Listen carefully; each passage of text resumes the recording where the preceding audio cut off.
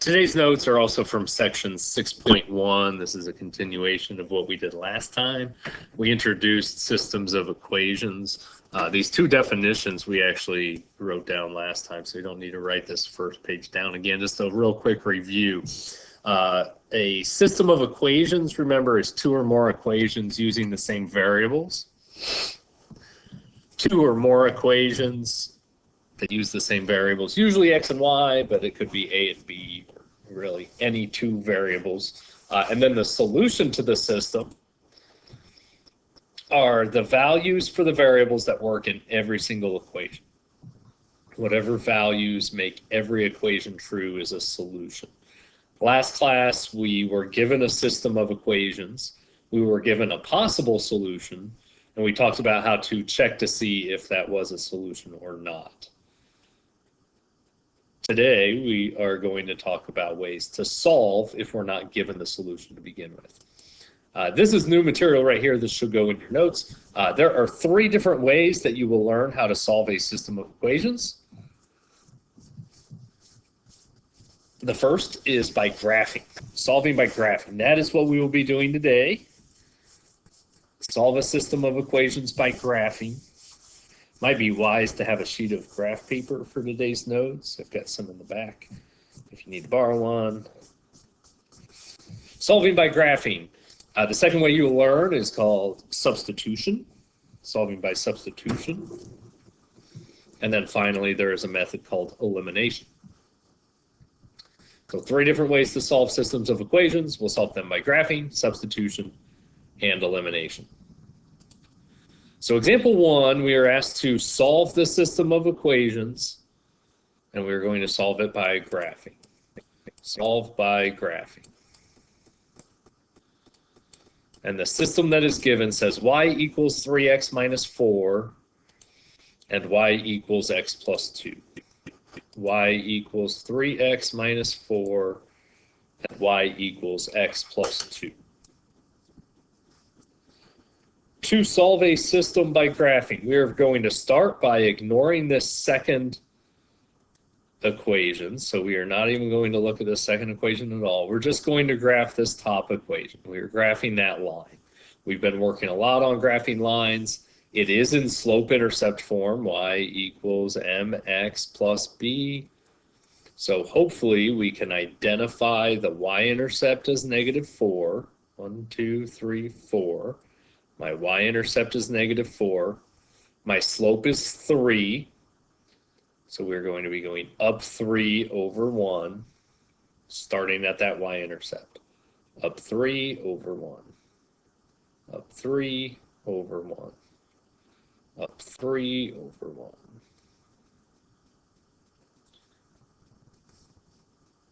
And we do want to fill up the entire graph space that's given. We're also going to go down 3 and left 1. Notice that is on that same line. Down 3 and left 1. Negative 3 is my rise. Left 1, so negative 1. Negative divided by negative is also a slope of positive 3. So I would always go up or down and then right. And then if you need more points, figure out where those are on the other side.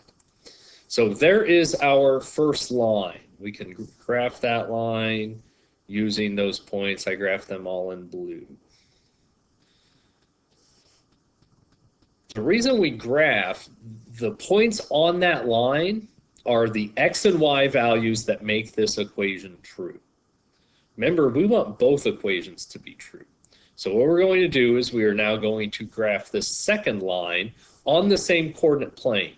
So we're using this same xy chart, or I'm sorry, the same xy plane to graph this second equation. So I'm going to graph mine in red. My y-intercept is 2, so I'm going to up to a y-intercept of 2, and my slope is 1. Slope of 1, so I'm going up 1, over 1. Up 1, over 1. Just keep going, up 1, over 1. Bunch of points. If we were to continue this way, down 1, left 1 would give me these points.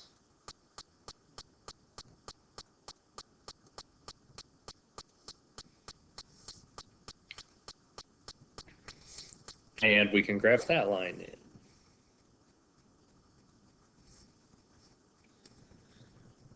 So all the points on this line made our first equation true. All the points on all these red points and the points on the line itself make this second equation true. I want both equations to be true. Remember, the solution to the system is the x and y that make all the equations true. Well, this one's true at those points, this one's true at those points. We're looking for where they're both true, which is where the lines cross each other, the intersection point of the two lines. So that is my solution. The graph helps me get the solution. I need to state what my solution is. Remember, it's an ordered pair. The x value of that point is 1, 2, 3. The y value is 1, 2, 3, 4, 5. My x is 3, my y is 5.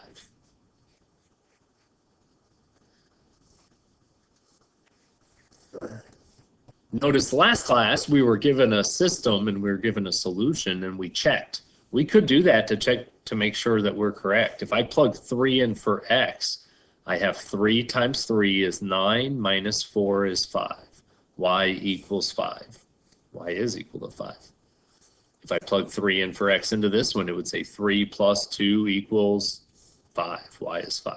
It does work in both. Let's try another one. Example 2 asks us to solve a system of equations by graphing. We are given y equals 2x plus 4 and 4x minus 4y equals negative 4.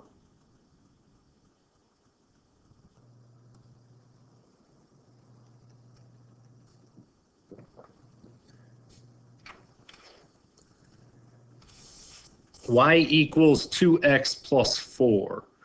That one's very similar to the ones we just did. We can graph those points by starting with a y-intercept of 4. My y-intercept is 4. My slope is 2. Up 2 over 1.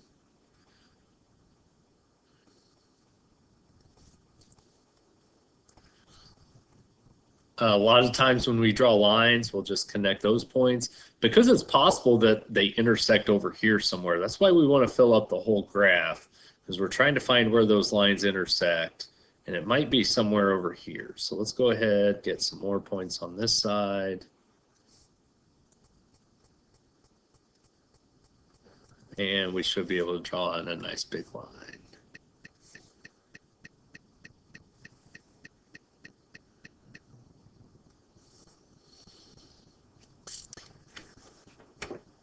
This second line, 4x minus 4y equals negative 4, is not in slope-intercept form.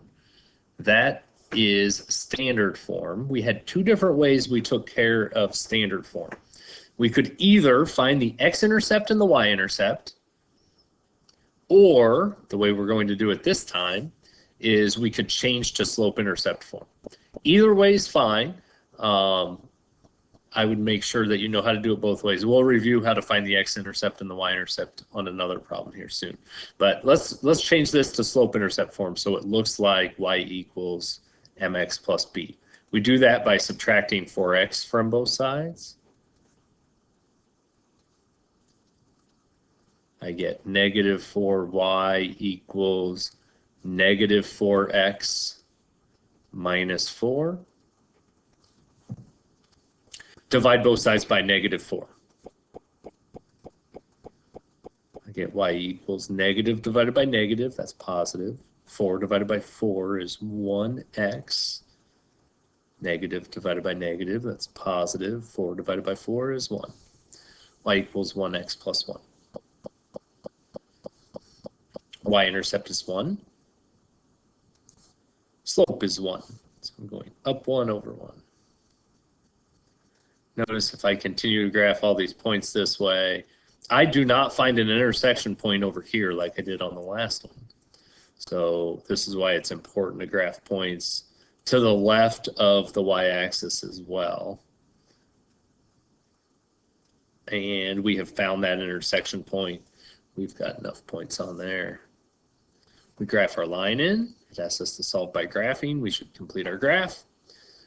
We find our intersection point, is this point right here. And make sure you state your solution. The solution is not the graph. The graph helps us get the solution. The solution is x equals negative 1, 2, 3. And the y value, I'm going down, so negative 2. Negative 3, negative 2.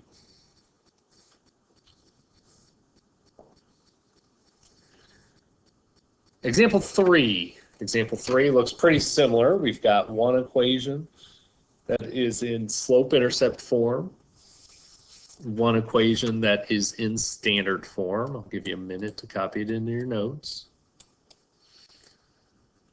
Y equals negative 1/2 x plus 10 and negative 4x minus 8y equals negative 16.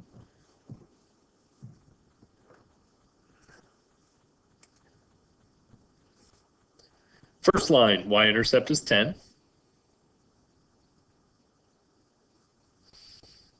Slope is negative 1/2. Down 1, right 2.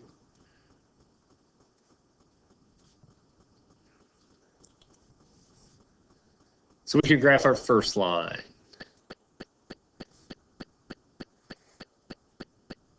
Easy enough. The second line is in standard form. Last time we changed to slope-intercept form. That's a great way to do it. The other way we can do this is by finding the x-intercept and the y-intercept. Let's review how to do that. To get an x-intercept, I put in 0 for y. So this says negative 4x equals negative 16. If I put 0 in for the y, this goes away. Divide both sides by negative 4, and my x-intercept is 4.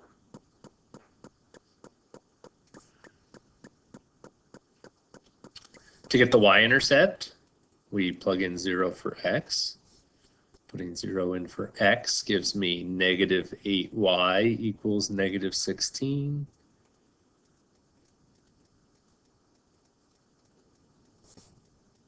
I get a y-intercept of 2.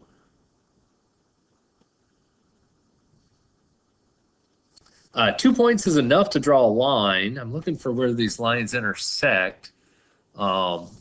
And I can't see where they intersect necessarily. Let's go ahead and use the slope here. My slope's down 2 over 4. So if I continue that, down 2 over 4, or up 2, left 4,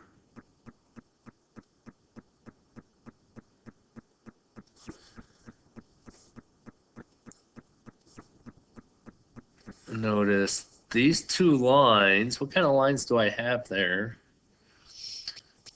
I have parallel lines. Parallel lines. Notice the slopes are the same. Down 2 over 4 is the same thing as down 1 over 2 if I divide these both by 2. So I have parallel lines. They don't cross. If they don't cross, that's when we have no solution. It is possible to not have a solution to a system. There is no solution to the system of equations that's given. There's no x and y that make both of those equations true. Example 4,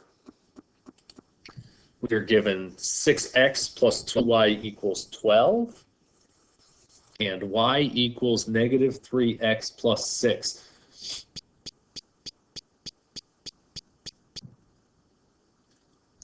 X plus 2y equals 12, and y equals negative 3x plus 6. I want you to pause the video,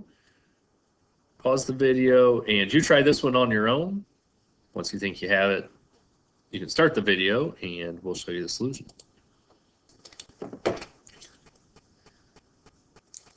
This one does turn out a little bit different. Again, I think the easiest thing to do is to get the x-intercept and the y-intercept. If you change to slope-intercept form, that should work as well. My x-intercept, if I put 0 in for y, my x-intercept is 2. And putting 0 in for the x would give me the y-intercept. I find that my y-intercept is 6.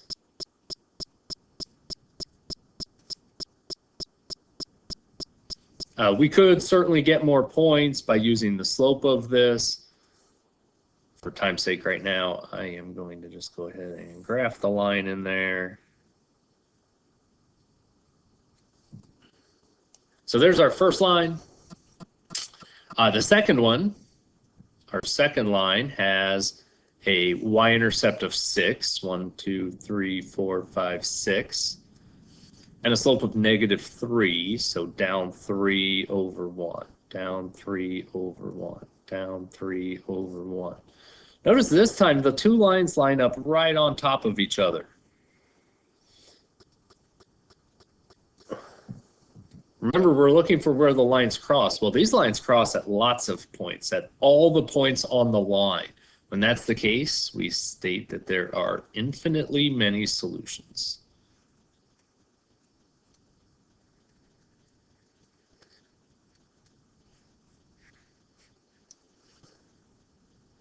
So 3 circumstances, the most common are like the first 2 examples, where I just find a point where the 2 lines cross and I write that point.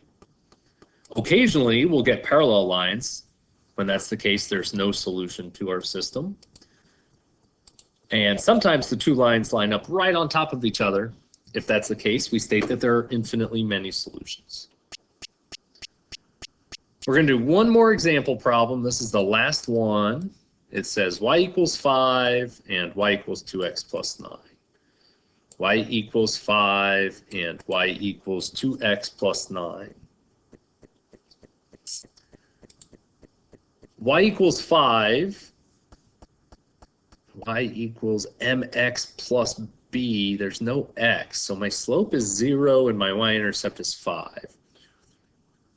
Remember, y equals just a number winds up being a horizontal line through 5. If it was x equals a number, that's a vertical line. Y equals 2x plus 9. Y-intercept is 9. Slope is 2. Up 2 over 1. That's taking me off the graph. So let's graph more points on that same line by going down 2, left 1.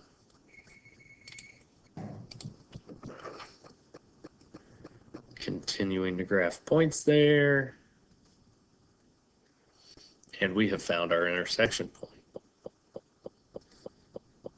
Our intersection point is right here. X is -2, y is 5.